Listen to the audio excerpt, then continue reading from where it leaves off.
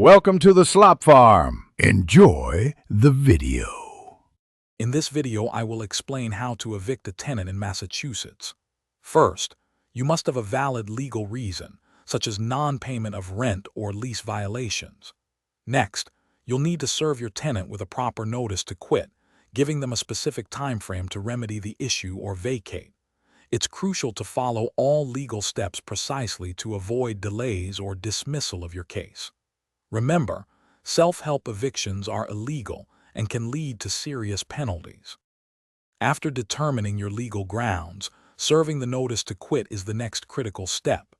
The required notice period, often 14 or 30 days, depends on the reason for eviction.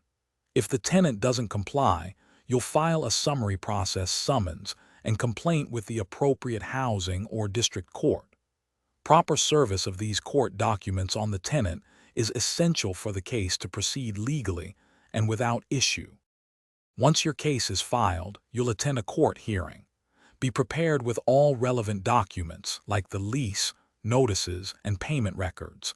The judge will hear both sides, and it's important to present your evidence clearly.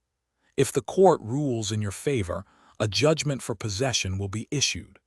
This judgment is what legally allows you to move forward with the tenant's removal from the property.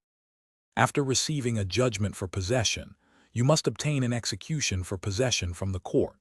This document authorizes a constable or sheriff to physically remove the tenant if they haven't left voluntarily. The constable will serve the execution, giving the tenant a final notice, typically 48 hours, to vacate. It's important to follow this process strictly. Also, remember to check the description below for a link to Darn Tough Socks and other great deals. Thanks for watching. Consider subscribing if we helped you today.